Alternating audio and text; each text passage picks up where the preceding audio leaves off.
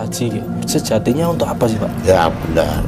Jadi sesaji itu kalau di keraton itu kan memang dari adat tradisi mulai dulu, namanya sesaji itu berupa kopi pahit 2 gelas, teh manis 2 gelas, nasi 2 piring, ditutup dadar telur, kemudian tambah rokok kretek 2 batang. Artinya sesaji itu untuk memberi makan eyangnya yang di sini. Nah tujuannya kita supaya dibantu kita usaha seperti itu. Jadi tujuannya sesaji memberi makanan yang di sini untuk supaya kita memberi seseorang pasti ada timbal baliknya, gitu loh. Tapi tetap kita mohon pada yang kuasa, nggak boleh kita langsung minta sama eyang-eyang yang dimakamkan di sini. Jadi kita tetap mohon sama kuasa perantara eyang sini, minta barokahnya, minta syafaatnya. Sesaji itu tujuannya gitu. Mungkin ada hari-hari tersendiri. Iya, memang ada hari-hari tersendiri. Di sini hari yang disakralkan itu adalah Selasa Kliwon dan Jumat Kliwon. Tapi pada umumnya orang sih, pokoknya setiap Kliwon banyak yang pasang sesaji di Keraton Gunung Kawi sini. Menurut berita yang beredar, Pak, ketika di sosial media maupun di media massa maupun di YouTube, Pak, kebanyakan di Keraton Gunung Kawi ini untuk mencari pesugihan. Ya. Apa benar? Mungkin Bapak bisa jelaskan untuk klarifikasi hal tersebut. Iya, betul. Sebenarnya kalau dikatakan pesugihan bukan. Di sini di keraton itu hanya ngalap berkah kepada yang kuasa atau Sang Hyang Widi supaya kita hidupnya tentram, enak. Memang banyak tamu-tamu yang datang sini dari pesugihan, katanya sini ada tuyul, ada uang goib, ada kandang bublah, tidak ada. Jadi semua di sini ngalah berkah kepada yang kuasa perantara yang di sini. Jadi makanya jangan sampai salah. Kalau ada yang bilang di sini cari pesugihan, yang mana tidak boleh. Di sini tidak ada pesugihan karena masyarakat sekitar ya nggak ada yang kaya. Seperti itu. Berarti itu benar-benar harus diluruskan. Iya, itu berarti mitos. Siap. Untuk ini, Pak, makam yang ada di belakang kita ini, Pak. Iya. Ini sejarahnya gimana, Pak? Ya, sejarahnya ini, gini. Jadi ada 2 makam namanya Tunggul Manik dan Tunggul Wati ini. Ini orang kepercayaannya Prabu Kameswara II. Kalau menurut sejarah kepercayaan atau mungkin atau gurunya atau orang tuanya seperti itu. Makanya di sini orang pada ngalah berkah pada yang Tunggul Manik, Tunggul Wati. Maksudnya perantara loh. Dari Gusti Allah minta perantara yang Tunggul Manik, Tunggul Wati agar kehidupannya bisa sukses, artinya panjang umur, selamat dan sukses. Kalau usaha itu pun jangan sampai diam di rumah, jadi tetap kita usaha. Insya Allah tadi contohnya tadi sudah saya sampaikan, mamanya jual bakso sehari dapat untung 100.000, tapi setelah ngalah berkah sama yang kuasa perantara yang dimakamkan di sini, alhamdulillah hasilnya lebih daripada itu. Makanya seperti bangunan ini bukan orang sini. Seperti sampean mamanya ngalah berkah ini sukses yang bangun apa. Seperti makam ini yang dibangun tamu. Bukan orang sini, tamu yang bangun. Dulu ya jelek berupa batu, tapi karena tamu yang ngalah berkah sukses akhirnya dibentuklah seperti ini. Nah, ini sejarahnya ini masih ada sangkut pautnya dengan Kerajaan Kediri, Pak. Iya, memang petilasan dari Kerajaan Kediri. Oh, ini petilasannya? Petilasan, tapi kalau Eyang Jugo sama Raden Mas Sumamjono tidak ada hubungannya dengan sini. Karena Eyang Jugo sama Raden Mas Sumamjono kan dari Yogyakarta, Yogyakarta. Makanya orang-orang kadang-kadang bingung, mau cari berkah ke Gunung Kawi, kadang-kadang bingung. Yang di Pesarean atau di Keraton Gunung Kawi. Sana ya Pesarean Gunung Kawi, sini Keraton Gunung Kawi. Lah Gunung Kawinya itulah yang berpengaruh. Jadi kadang-kadang ada yang tujuannya ke Eyang Jugo, salah ke sini. Tujuannya ke sini salah ke Eyang Jugo, karena sama-sama Gunung Kawinya. Cuma di sana Pesarean, di sini Keraton gitu loh. Jadi ini yang paling atas sendiri? Iya, ini paling atas, paling tua, karena di sini ditemukan tahun 1115 ada itu. Tapi kalau di Eyang 1871, jadi lebih tua. Kalau di Eyang Jugo itu cucunya Pangeran Diponegoro, kalau di sini cucunya Empu Sendo.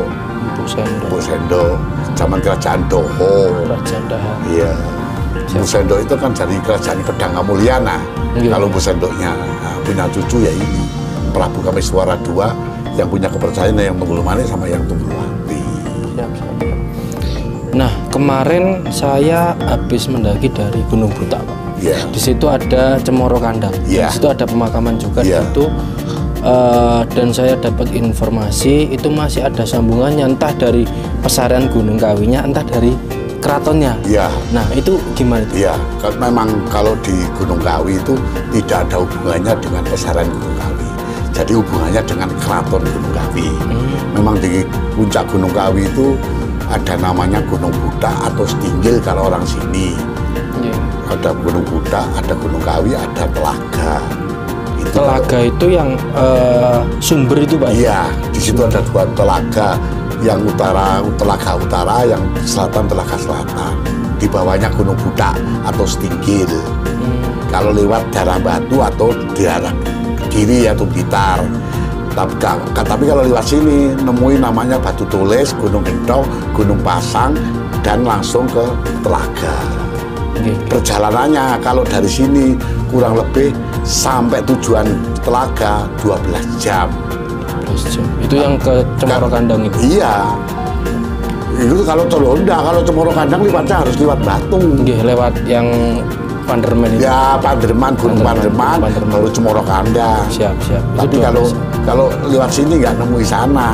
Kalau pulang nanti baru kita ada 3 jalan. Lewat Blitar, Sorah Kencong juga bisa, lewat Batu juga bisa, lewat sini juga bisa, hanya 3 jalan. Untuk yang Gunung Kawi? Ya, kita naik ke Gunung Kawi, tapi medan paling berat itu yang lewat sini, tapi lebih cepat dibandingkan lewat gunung atas Blitar sama lewat Batu. Nah, Cemoro Kandang atau Pangerman. Itu lebih lama, tapi jalannya enak. Nah, siap. Oke. Untuk ini, Pak, yang ada di Batu Tulis, Pak, ya? Iya. Batu Tulis itu juga ada sesajen, Pak? Loh, iya, di Batu Tulis itu mungkin sama heran, kenapa di atas gunung kok ada batu tulis? Jadi batunya banyak tulisannya, huruf Jawa. Nggak tahu sejarahnya dulu yang nulis siapa. Jadi semua batu ada tulisannya. Ada tulisan Jawa, tulisan Wonocoroko itu. Itu yang jadi fenomena sampai hari ini. Kok di atas gunung, batu-batu ada tulisannya. Ya semua ada kaitannya dengan keraton Gunung Kawi. Gitu. Untuk hal yang mistis, Pak, apakah ada yang kena santet terus ke sini atau tempat pengobatan? Loh, ya gini. Jadi namanya di keraton Gunung Kawi untuk mencari berkah. Jadi semua orang yang punya tujuan dilayani semua, karena kita tetap minta yang kuasa. Ya soal nanti kabul tidak kabul tergantung dari hati dia. Yang jelas kalau dia percaya yakin rata-rata terkabulkan. Contohnya saya belum punya istri, ingin mencari jodoh di sini. Insya Allah dimintakan sama yang kuasa pelantaran yang sini. Ternyata gak lama dia kembali sudah dapat jodoh. Dulu jual bakso hasilnya sedikit, begitu datang ke sini kembali lagi ke sini selamatan juga alhamdulillah sukses. Itu contoh yang kecil saja, belum perusahaan besar. Iya. Itu. Ada perusahaan besar BCA. Gitu. BCA yang Gunung Kawi ya, yang juga itu Lingsu Liyong malah, yang bangun itu Semega itu Lingsu Liyong. Kalau nggak salah di se-Indonesia punya kekayaan nomor 4 atau nomor 5 Lingsu Liyong itu bangun Gunung Kawi.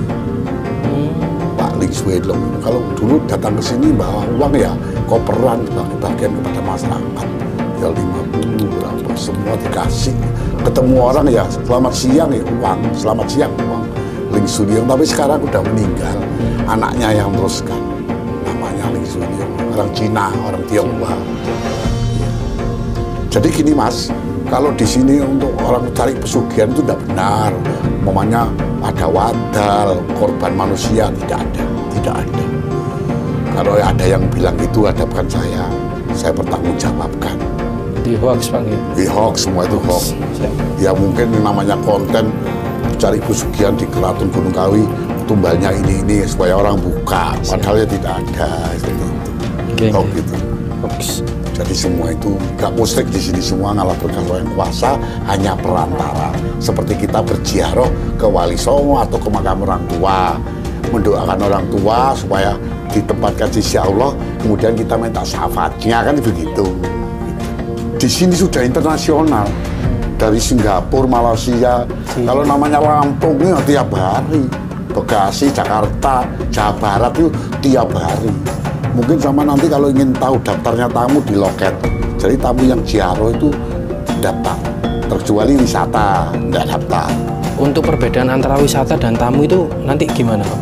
Loh, nggak ada perbedaan. Tamu datang ke sini ada tujuannya wisata. Oh, gitu. Iya, nggak masuknya ya nggak bayar. Tapi kalau tamu yang mau ziarah, mau ngalah berkah, bayar 10.000. Oh. Tapi kalau untuk wisata jalan-jalan tidak.